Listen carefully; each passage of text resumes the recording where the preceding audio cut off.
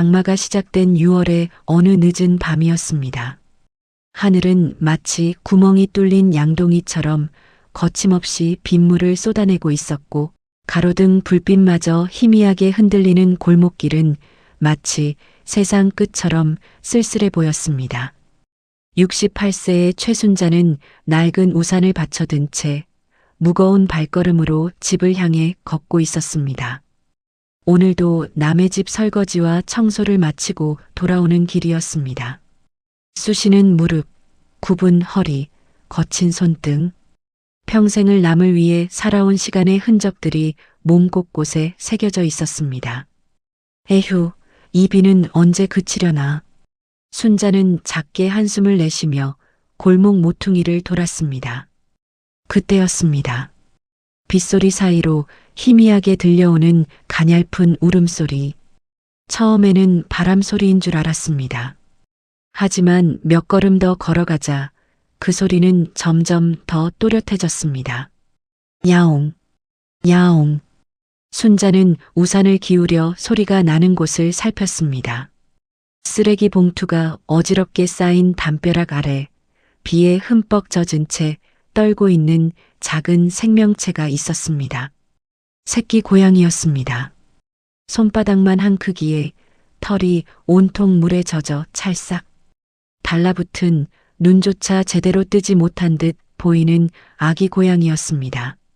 순자의 가슴이 철렁 내려앉았습니다. 녀석은 쓰레기 봉투 사이에 끼어 꼼짝도 못한 채 작은 입을 벌려 구원을 청하고 있었습니다. 빗물이 고양이의 작은 코를 타고 흘러내렸고 가느다란 울음소리는 점점 약해지고 있었습니다. 에구머니나, 이 비에 어쩌다가. 순자는 우산을 땅에 내려놓고 삐걱거리는 무릎을 굽혀 쪼그려 앉았습니다. 거친 손으로 쓰레기 봉투를 조심스럽게 치우자 고양이가 비로소 모습을 드러냈습니다. 회색과 흰색이 섞인 얼룩무늬, 그나마도 진흙과 빗물 때문에 더럽혀진 상태였습니다. 비 맞고 갈 데가 없니? 에그, 불쌍해라. 순자는 품속에서 낡은 손수건을 꺼내 조심스럽게 고양이를 감쌌습니다. 녀석은 차가운 몸을 바르르 떨며 순자의 손바닥 위에서 겨우 숨을 쉬고 있었습니다. 순자는 그 작은 생명의 무게를 느끼며 문득 오래전 기억이 스쳐 지나가는 것을 느꼈습니다. 순자 역시 한때는 이렇게 누군가의 품에 안겨 구원받아야 하는 존재였습니다. 젊은 시절 가난 때문에 끼니조차 제대로 잊지 못하던 때가 있었습니다. 그때 동네 이웃 할머니가 몰래 밥 한 그릇을 담아다 주셨던 기억. 그 따뜻함을 평생 잊지 못했습니다. 그래, 사람이 사람 구해주는 게 당연한 거라면 사람이 짐승 구해주는 것도 당연한 거지.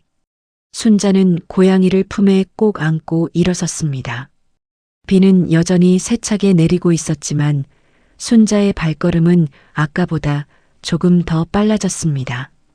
집까지는 아직 한참 남았지만 품속의 작은 생명을 살려야 한다는 마음 하나로 순자는 빗길을 헤쳐나갔습니다. 집에 도착한 순자는 젖은 옷도 벗지 않은 채 먼저 고양이부터 살폈습니다. 욕실에서 낡은 수건을 꺼내 고양이의 젖은 털을 조심스럽게 그러나 정성스럽게 닦아주었습니다. 녀석은 처음에는 겁에 질려 몸을 움츠렸지만 순자의 따뜻한 손길을 느끼자 조금씩 긴장을 풀기 시작했습니다. 그래, 그래. 무섭지 않아. 할매가 살려줄게. 순자는 드라이기를 켜서 고양이의 털을 말렸습니다. 따뜻한 바람이 불어오자 고양이는 작은 눈을 끔벅이며 순자를 올려다보았습니다. 그 눈빛에는 두려움과 감사가 섞여 있었습니다. 털을 다 말린 고양이는 순자가 생각했던 것보다 훨씬 작고 앙증맞았습니다. 회색과 흰색 얼룩무늬가 마치 나비의 날개처럼 보였습니다. 순자는 문득 어릴 적 마당에서 보았던 호랑나비가 떠올랐습니다. 그래, 너는 오늘부터 나비야. 우리 나비, 이름을 얻은 고양이, 아니, 나비는 작은 야옹 소리로 대답하듯 울었습니다. 순자는 미소를 지으며 부엌으로 향했습니다. 냉장고를 열자 오늘 아침 반찬으로 구워두었던 생선 한 토막이 눈에 들어왔습니다. 원래는 내일 아침까지 아껴 먹으려던 것이었지만 순자는 망설이지 않고 그것을 꺼냈습니다. 요새 고양이들은 사료 먹는다던데. 할매는 그런 거 없으니까 이거라도 먹어라. 순자는 생선 가시를 조심스럽게 발라내고 작은 접시에 담아 나비 앞에 내밀었습니다. 나비는 잠시 망설이다가 본능적으로 생선 냄새를 맡고는 조심스럽게 다가왔습니다. 그리고는 작은 입으로 생선을 뜯어먹기 시작했습니다. 그래, 그렇지. 많이 먹어. 나비가 생선을 다 먹자 놀라운 일이 일어났습니다. 녀석은 순자에게 다가와 거친 손등을 작은 혀로 핥기 시작한 것입니다. 축축하고 까끌까끌한 감촉이 손등에 전해졌습니다. 그리고는 가르랑 가르랑 소리를 내며 순자의 무릎 위로 올라왔습니다. 순자는 그 순간 뭉클한 감정이 가슴 한편에서 차오르는 것을 느꼈습니다. 언제부터였을까요? 이렇게 누군가가 자신에게 고마움을 표현한 것이. 아들은 돈을 보낼 때마다 당연하다는 듯 수고하세요라는 차갑고 짧은 문자만 보냈고 며느리는 명절에 와서도 순자의 눈조차 제대로 마주치지 않았습니다. 하지만 이 작은 생명은 달랐습니다. 구원받은 것에 감사하며 자신이 할 수 있는 최선의 방법으로 고마움을 표현하고 있었습니다. 순자는 나비의 작은 머리를 쓰다듬으며 오랜만에 진심 어린 미소를 지었습니다. 그래, 우리 이제 둘이 살자. 응? 그날 밤 순자는 오랜만에 깊은 잠에 빠져들었습니다. 나비는 순자의 발치에서 동그랗게 몸을 말고 자고 있었고 빗소리는 창밖에서 여전히 세차게 울려 퍼지고 있었습니다. 꿈속에서 순자는 돌아가신 어머니를 만났습니다. 어머니는 환한 미소를 지으며 낡은 보석함을 들고 서 계셨습니다. 그 보석함은 순자가 어릴 적 한 번 본 적이 있는 어머니의 유품 중 하나였습니다. 어머니는 아무 말 없이 보석함을 순자에게 건네며 고개를 끄덕였습니다. 엄마. 순자가 손을 뻗으려는 순간 꿈은 흐려지고 순자는 잠에서 깨어났습니다.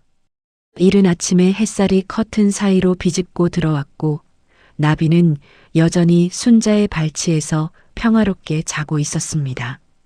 순자는 꿈의 의미를 헤아리려 했지만 금방 포기하고 미소를 지었습니다. 중요한 것은 오랜만에 편안한 꿈을 꾸었다는 것, 그리고 이제 이 집에 자신만이 아닌 다른 생명이 함께 있다는 것이었습니다. 나비야, 일어났니?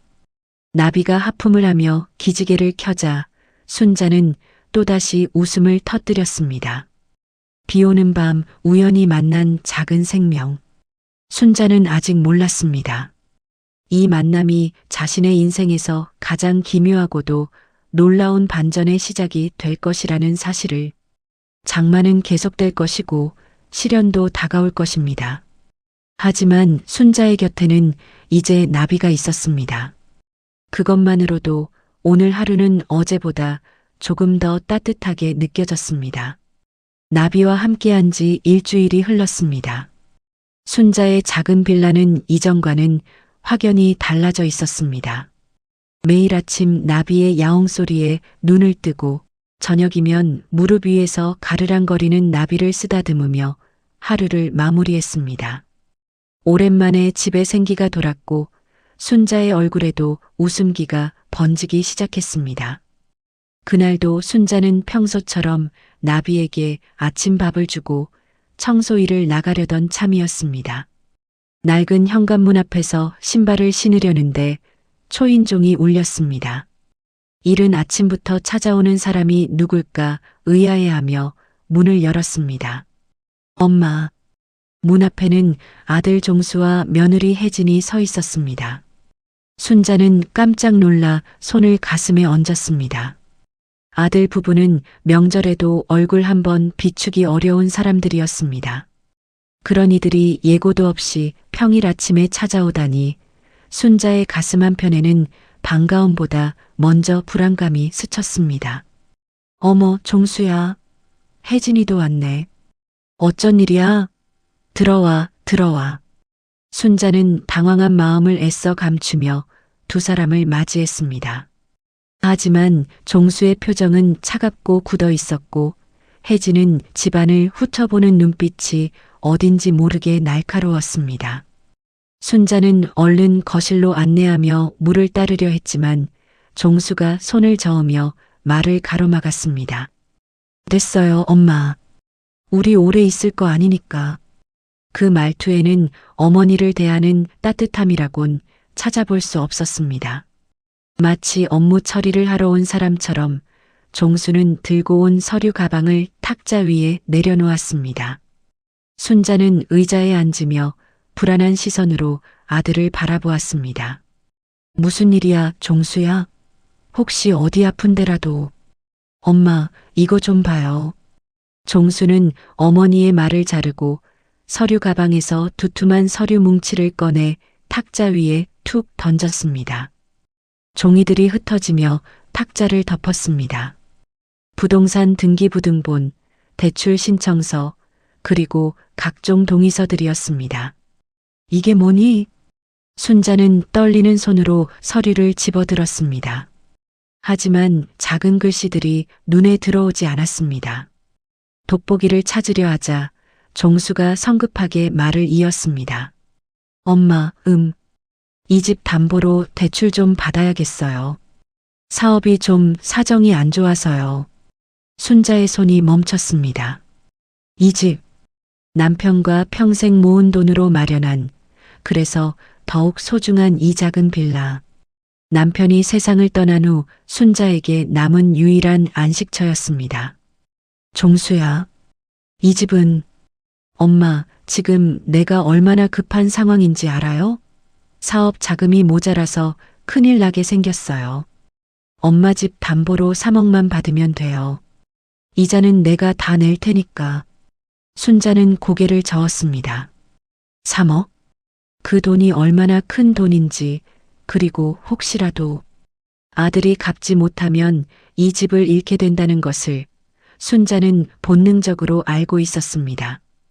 이 집을 잃는다는 것은 곧 순자 자신의 존재를 잃는 것과 같았습니다. 종수야, 미안하지만 그건 안 돼. 이 집은 엄마한테 마지막 남은 거야. 엄마. 종수의 목소리가 높아졌습니다. 그 순간 옆에 조용히 앉아있던 혜진이 입을 열었습니다.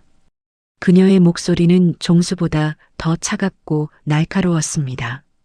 어머님, 고집 피우지 마세요. 종수 씨가 사업 망하면 우리 가족 다 망하는 거예요. 어머님도 그럼 편하게 못 사시는 거고요. 혜진은 핸드백에서 또 다른 서류를 꺼내 순자 앞에 펼쳤습니다. 표지에는 실버타운 안내라는 글자가 크게 적혀 있었습니다. 순자는 그 글자를 보는 순간 온몸에 소름이 돋는 것을 느꼈습니다. 이게 뭐니? 요양원 브로셔예요, 어머님. 요즘 시설 정말 좋아졌어요. 새끼 다 나오고 의사 선생님도 상주하시고 어머님 연세에 혼자 이 낡은 빌라에서 사시는 게 말이 돼요? 혜진의 말투는 표면적으로는 부드러웠지만 그 안에는 냉혹한 계산이 깔려 있었습니다. 순자는 브로셔를 보며 손이 떨렸습니다. 요양원. 그곳은 순자가 가장 두려워하던 곳이었습니다. 이웃 할머니가 요양원에 들어간 후 1년도 못 돼 세상을 떠난 것을 순자는 잊지 못하고 있었습니다. 혜진아, 나는 아직 건강해. 일도 하고 있고 혼자 생활하는데 아무 문제 없어. 요양원은 어머니, 지금은 괜찮으셔도 나중에 어떻게 될지 몰라요. 지금 미리 준비하는 게 현명한 거예요. 게다가 이 집 팔면 요양원 입소 비용 나오고도 남아요. 혜진의 눈빛은 이미 이 집을 돈으로 환산하고 있었습니다. 순자는 그제야 깨달았습니다. 이들이 찾아온 진짜 이유는 사업 자금도 순자의 노후를 걱정해서도 아니었습니다. 단지 이 집을, 이 낡은 빌라를 현금으로 바꾸고 싶어서였습니다. 안 돼. 난 이 집을 떠날 수 없어. 순자의 목소리는 단호했습니다. 평생 순종적으로 살아온 순자였지만 이것만은 양보할 수 없었습니다.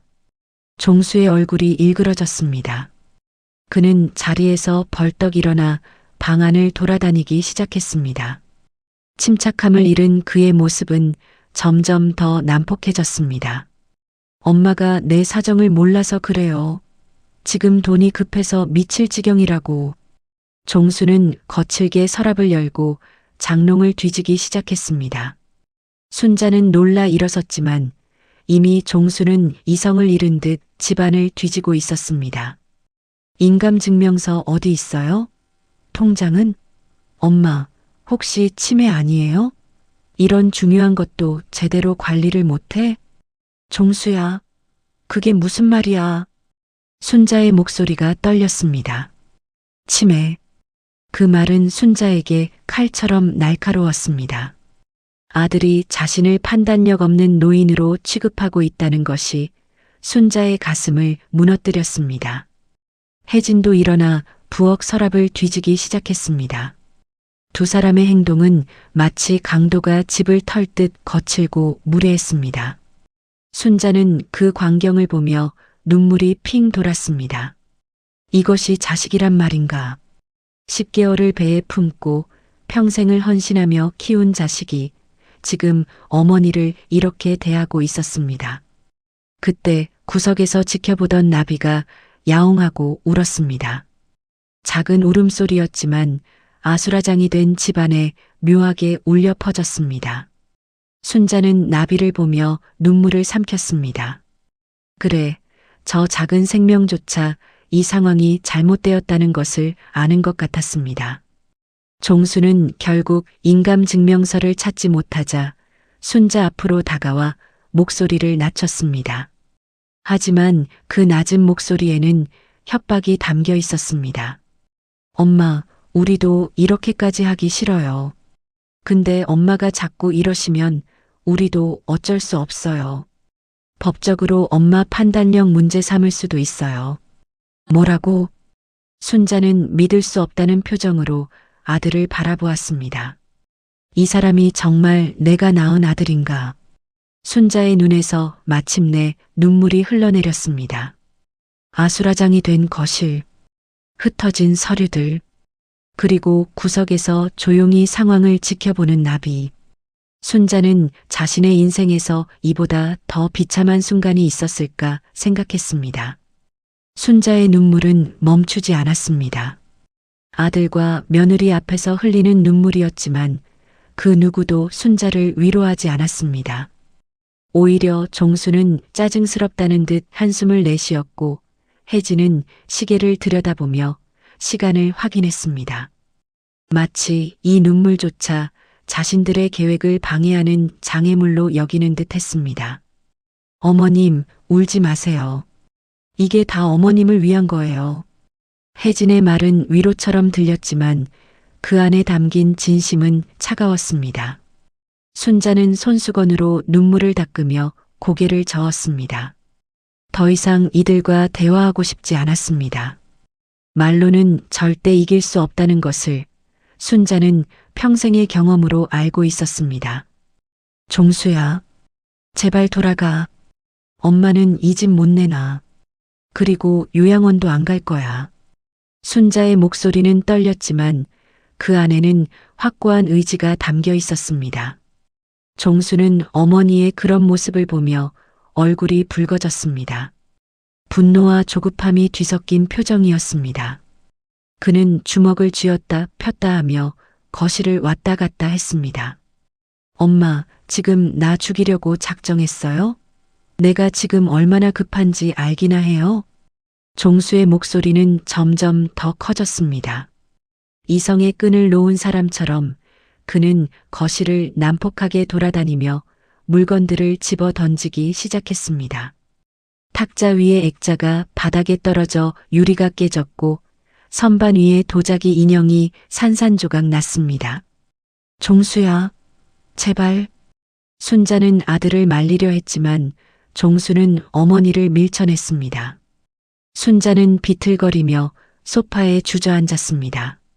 그 순간 테이블 위에 종수가 잠시 내려놓은 최신형 스마트폰이 울리기 시작했습니다. 그러자 나비가 마치 무언가를 노리는 사냥꾼처럼 거실 테이블 위를 향해 뛰어올랐습니다. 저 고양이 뭐야? 혜진이 소리쳤지만 나비는 이미 테이블 위에 올라가 있었습니다. 평소에는 순자의 무릎 위에서 얌전히 있던 녀석이었습니다. 사람들을 경계하고 큰 소리에 놀라 숨기 일쑤였던 것만은 고양이였습니다. 나비는 마치 무언가를 알고 있는 것처럼 종수의 스마트폰 화면 위에 앞발을 올려놓았습니다. 아, 저 더러운 고양이.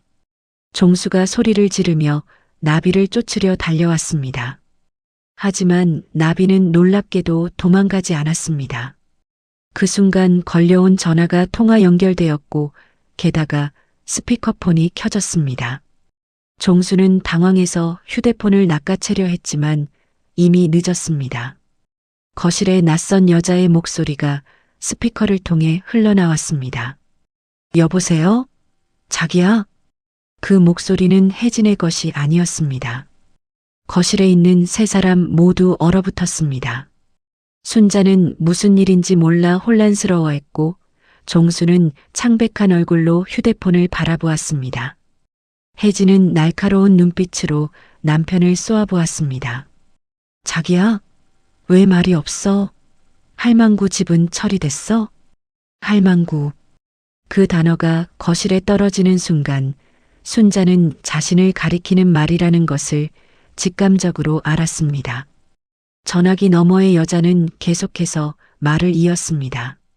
종수는 황급히 휴대폰을 잡으려 했지만 혜진이 먼저 낚아챘습니다. 내 아파트 잔금 날짜 다 됐단 말이야. 자기가 이번 주까지 돈 마련한다고 했잖아. 아파트, 잔금. 그 단어들이 거실에 메아리 쳤습니다. 혜진의 손이 부들부들 떨렸습니다.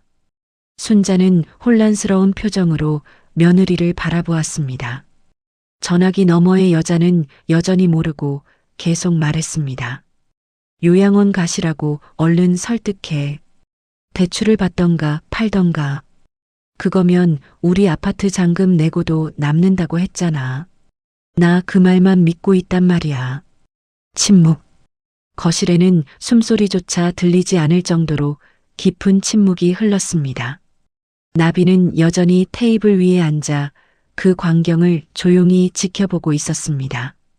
마치 이 모든 것을 계획한 듯 녀석은 꼬리를 천천히 흔들며 세 사람을 번갈아 바라보았습니다.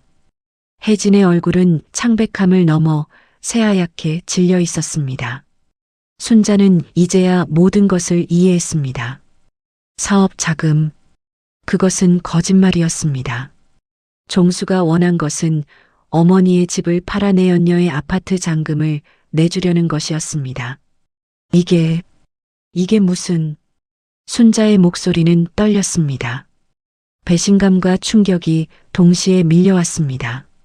아들이 거짓말을 했다는 것, 자신을 속이고 집을 빼앗아 다른 여자에게 주려 했다는 것. 순자의 다리에 힘이 풀렸습니다. 혜진은 휴대폰을 꽉 쥔 채 종수를 노려보았습니다. 그녀의 눈에는 분노와 배신감이 소용돌이쳤습니다. 종수는 변명을 하려 입을 열었지만 혜진이 먼저 소리쳤습니다. 이 여자 뭐야? 아파트? 사업 자금이라며? 혜진아, 아니야. 그건... 닥쳐. 혜진의 손이 번개처럼 움직였습니다. 찰싹? 종수의 뺨을 후려치는 소리가 거실에 울려 퍼졌습니다. 종수는 뺨을 감싸며 뒤로 물러났습니다. 혜진은 멈추지 않았습니다. 휴대폰을 바닥에 내팽개치며 소리쳤습니다. 내가 시어머니한테 요양원 브로셔까지 들이밀며 설득했는데 바람나서 다른 여자 아파트 사주려고 그런 거라고? 혜진의 목소리는 점점 더 커졌습니다. 그녀 역시 순자를 진심으로 생각해서 요양원을 권유한 것이 아니었습니다. 하지만 적어도 자기 가족을 위한 일이라고 생각했습니다. 그런데 그것이 남편의 내연녀를 위한 것이었다니 혜진의 자존심은 산산조각 났습니다. 혜진아, 진짜 아니야. 오해야. 오해? 방금 내 휴대폰으로 다 들었는데 무슨 오해야? 혜진은 종수의 서류 가방을 열어 안에 있는 모든 것을 쏟아냈습니다. 각종 서류들, 명함들, 그리고 한 권의 작은 수첩이 바닥에 떨어졌습니다. 혜진은 그 수첩을 집어들었습니다. 펼쳐보니 그 안에는 종수의 비자금 내역이 빼곡히 적혀 있었습니다. 어디서 얼마를 빼돌렸는지, 어디에 얼마를 썼는지 모든 것이 기록되어 있었습니다. 이거 내가 모른 척하고 있었는데 이것도 다 설명해봐. 회사 돈 횡령한 것도 있네. 비자금이 이렇게나 많아? 혜진은 수첩을 순자 앞에 던졌습니다. 순자는 떨리는 손으로 수첩을 집어들었습니다. 그 안에는 자신이 상상도 못한 금액들이 적혀 있었습니다. 종수는 회사 돈까지 빼돌리며 다른 여자에게 쏟아붓고 있었던 것입니다. 종수야, 내가 이럴 수가. 순자의 목소리는 더 이상 나오지 않았습니다. 아들에 대한 마지막 믿음마저 무너지는 순간이었습니다. 종수는 어머니와 아내의 시선을 피하며 문 쪽으로 물러났습니다. 다 오해야. 내 말 좀 들어봐. 하지만 아무도 그의 말을 듣지 않았습니다. 혜진은 순자를 향해 고개를 숙였습니다. 어머님, 저도 몰랐어요. 이 인간이 이럴 줄은. 혜진의 목소리도 떨렸습니다. 그녀 역시 피해자였습니다. 순자는 고개를 끄덕였습니다. 더 이상 누구를 탓할 기력조차 남아있지 않았습니다. 종수는 결국 집을 나갔습니다. 쫓겨나듯 모든 신뢰를 잃고 빈손으로 문을 박차고 나갔습니다. 거실에는 순자와 혜진, 그리고 나비만 남았습니다. 폭풍이 지나간 자리는 처참했습니다. 흩어진 서류들, 깨진 액자, 그리고 바닥에 떨어진 휴대폰. 순자는 허탈하게 소파에 앉아 한숨을 내쉬었습니다. 나비는 테이블에서 내려와 순자의 무릎 위로 올라왔습니다. 그리고는 평소처럼 가르랑거리며 순자의 손등을 하찼습니다. 마치 괜찮아요. 할머니라고 말하는 것처럼. 순자는 나비를 쓰다듬으며 눈물을 흘렸습니다. 이 작은 생명이 자신을 지켜준 것일까요? 우연일까요? 아니면 무언가 더 큰 뜻이 있는 것일까요? 종수가 나간 후 거실에는 무거운 침묵이 흘렀습니다. 혜진은 소파 한쪽 끝에 앉아 고개를 숙인 채 흐느꼈습니다. 그녀 역시 순자만큼이나 배신감에 무너져 내리고 있었습니다. 평생을 함께하겠다고 맹세한 남자가 자신을 속이고 다른 여자를 위해 시어머니의 집까지 빼앗으려 했다는 사실이 믿기지 않았습니다. 순자는 나비를 무릎에 올려놓은 채 창밖을 멍하니 바라보았습니다. 어둠이 내리기 시작하는 하늘 아래 거리의 불빛들이 하나둘 켜지고 있었습니다. 세상은 여전히 돌아가고 있었지만 순자의 세계는 멈춘 것 같았습니다. 어머님, 죄송해요. 혜진이 먼저 입을 열었습니다. 그녀는 눈물로 얼룩진 얼굴을 들어 순자를 바라보았습니다. 순자는 고개를 저었습니다. 이 며느리도 피해자라는 것을 순자는 이해하고 있었습니다. 아니야, 혜진아. 너도 속은 거잖니. 그래도 제가 어머님한테 요양원 이야기를 꺼낸 건 사실이에요. 그 인간이 사업 때문에 너무 힘들다고 하니까 어쩔 수 없다고 생각했어요. 혜진의 고백은 진심이었습니다. 그녀는 자신의 잘못을 인정했고 그것만으로도 순자는 조금 위로가 되었습니다. 이혼할 거예요. 저는 더 이상 저 인간과 못 살아요. 혜진의 목소리는 단호했습니다. 순자는 며느리를 바라보았습니다. 이혼. 그 단어가 입에서 나오는 순간 혜진의 표정에는 결연함이 서려 있었습니다. 순자는 며느리의 손을 잡았습니다. 힘들겠구나. 근데 혜진아, 그건 내가 결정할 일이야. 어머니는 괜찮으세요? 나는 이제 아들한테 기대하는 거 없어.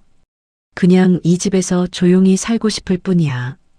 두 사람은 잠시 말없이 앉아 있었습니다. 깨진 가족의 잔해 속에서 그나마 서로를 이해하는 두 여자가 남았습니다. 혜진은 휴대폰을 집어들어 변호사에게 전화를 걸었습니다. 그녀의 목소리는 떨렸지만 결심은 확고했습니다. 통화를 마친 혜진이 가방을 챙기며 일어섰습니다. 그녀는 순자에게 다가가 깊게 인사했습니다. 어머님, 다시 한번 죄송합니다. 그리고 그 고양이 참 신기해요. 마치 모든 걸 알고 있었던 것처럼. 혜진은 나비를 바라보았습니다. 나비는 여전히 순자의 무릎 위에서 평화롭게 앉아 있었습니다. 혜진은 작게 고개를 숙였습니다. 어머님, 부디 건강하세요. 혜진이 집을 나가자 거실에는 다시 순자와 나비만 남았습니다. 순자는 깊은 한숨을 내쉬었습니다. 오늘 하루가 마치 악몽 같았습니다. 아니, 어쩌면 긴 악몽의 끝이었는지도 모릅니다. 순자는 일어나 흩어진 서류들을 정리하기 시작했습니다. 바닥에 널린 종이들을 하나씩 주우며 순자는 문득 종수의 어린 시절이 떠올랐습니다. 착하고 순한 아이였습니다. 어머니의 말을 잘 듣고 동생들을 챙기는 형이었습니다. 언제부터 저렇게 변한 걸까요? 돈이었습니다.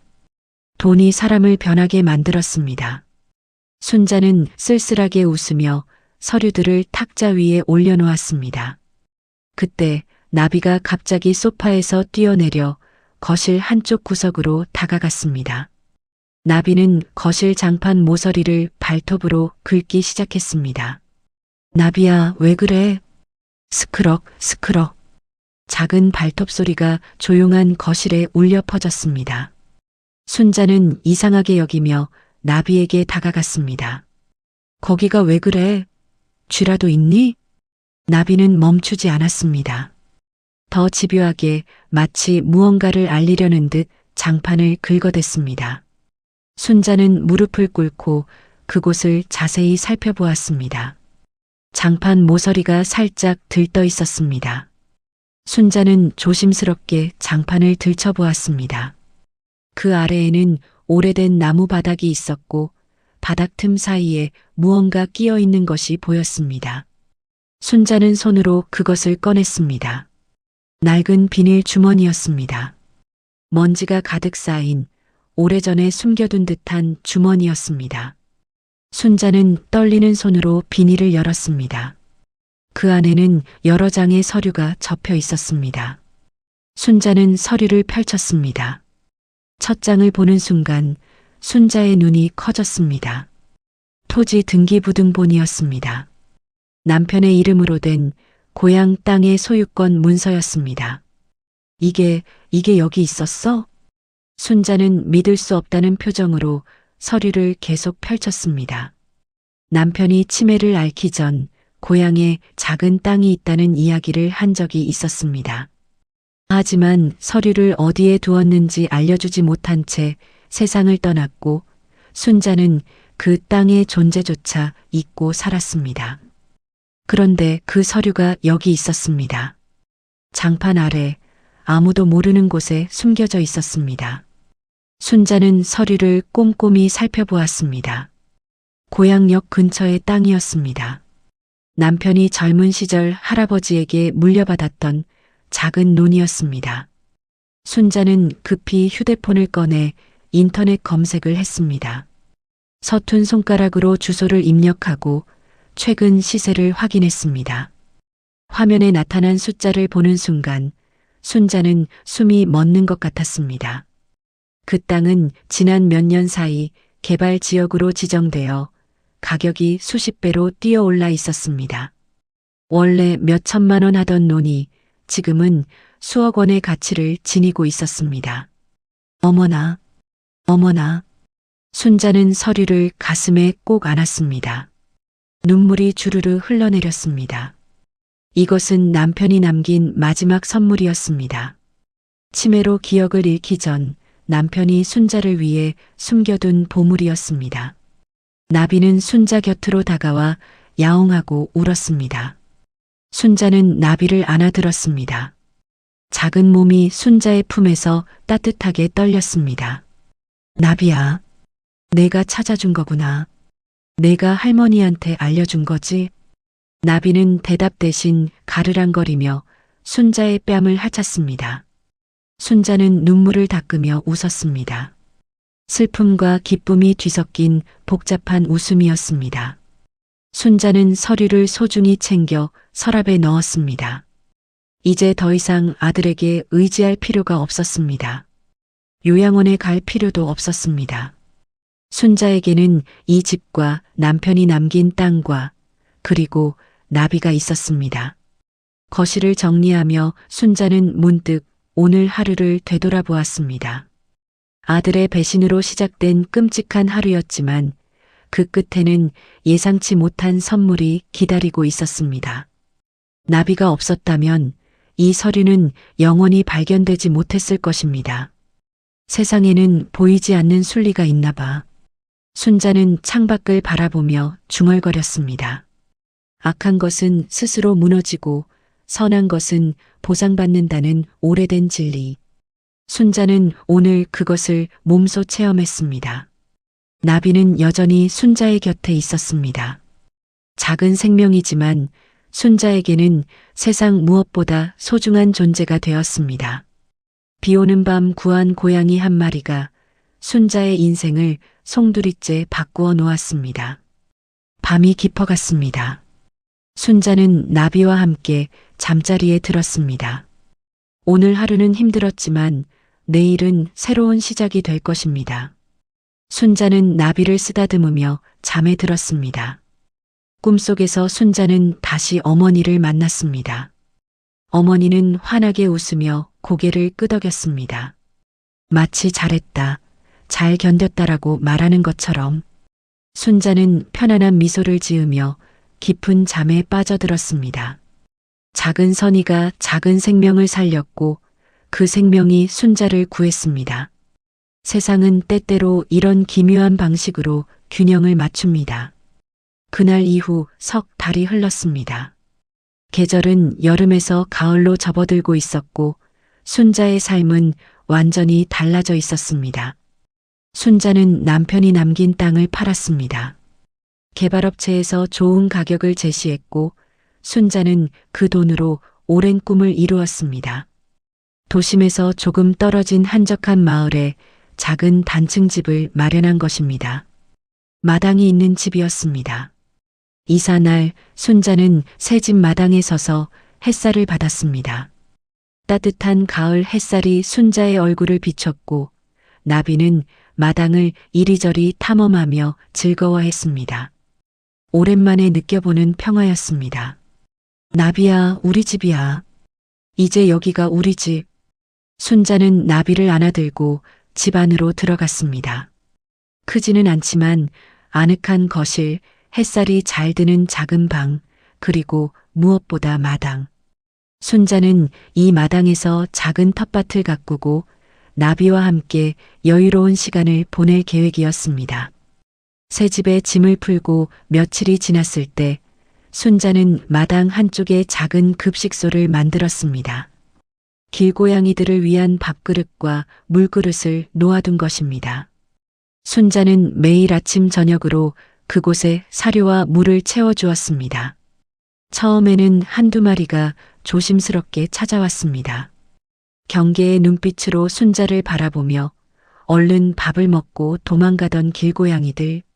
하지만 시간이 지나면서 점점 더 많은 고양이들이 찾아왔습니다. 삼색 얼룩 고양이, 새까만 고양이, 주황색 고양이. 모두가 순자의 마음씨를 알고 찾아온 듯 했습니다. 그래, 그래. 많이 먹어라. 할매가 매일 챙겨줄게. 순자는 마당에 앉아 고양이들을 바라보며 미소 지었습니다.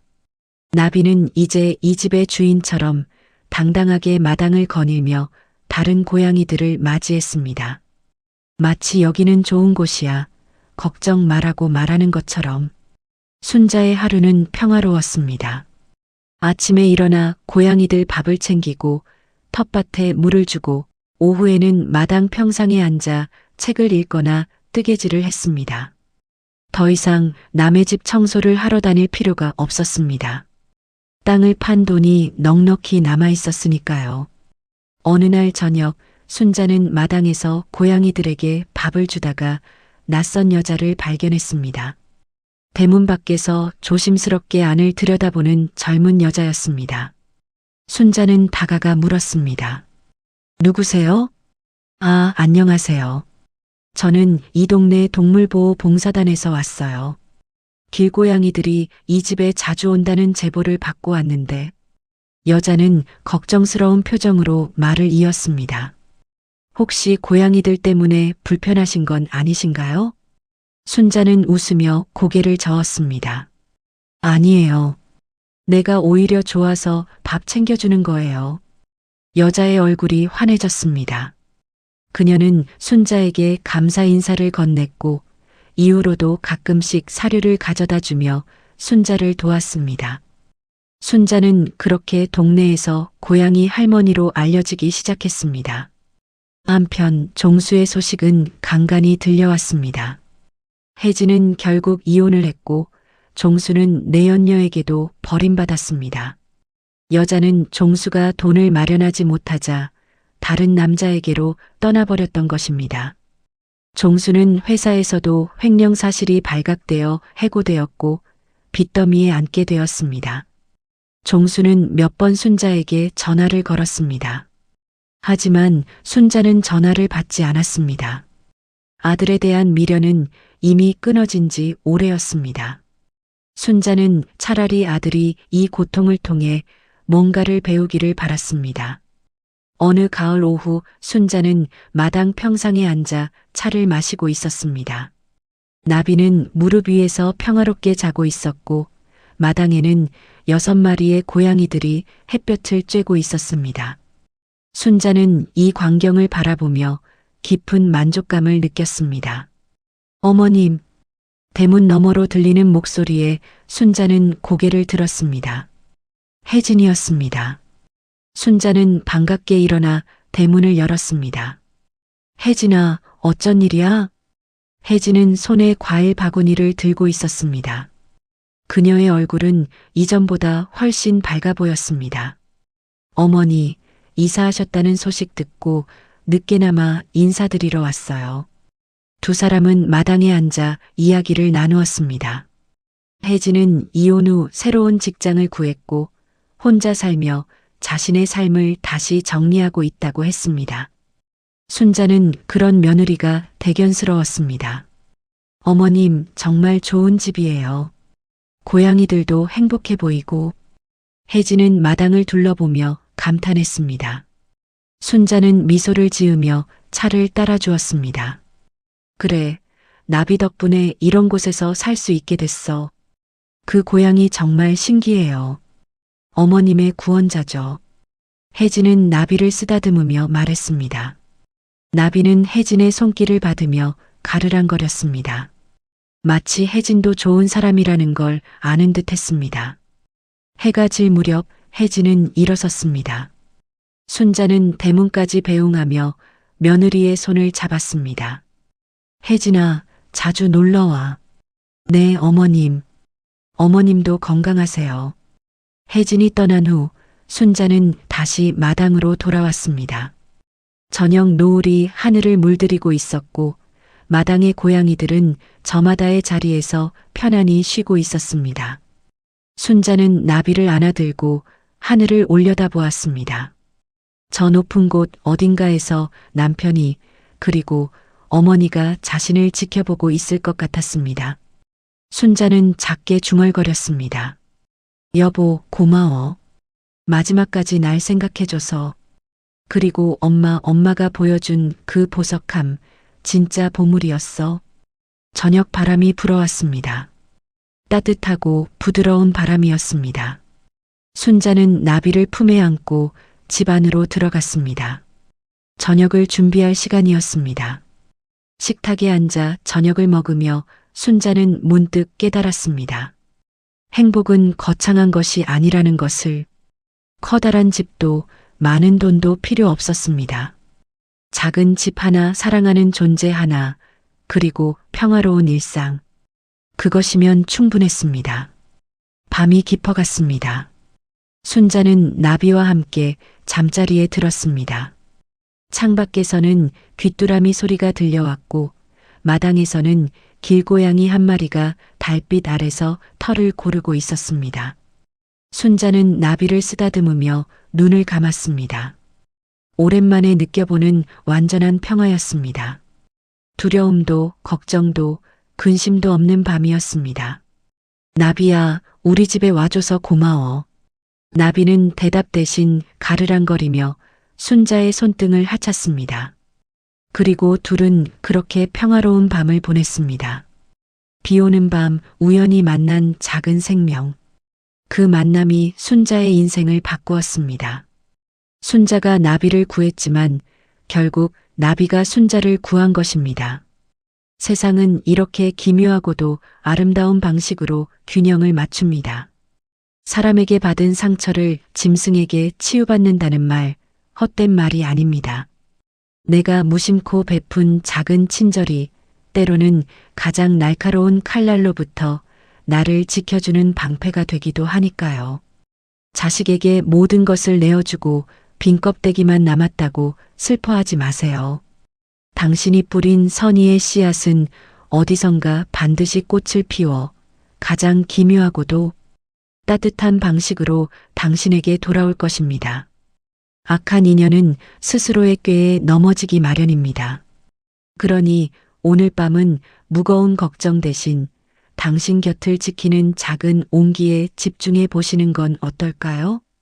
세상에는 보이지 않는 질서가 있습니다. 선은 반드시 보상받고 악은 스스로 무너집니다.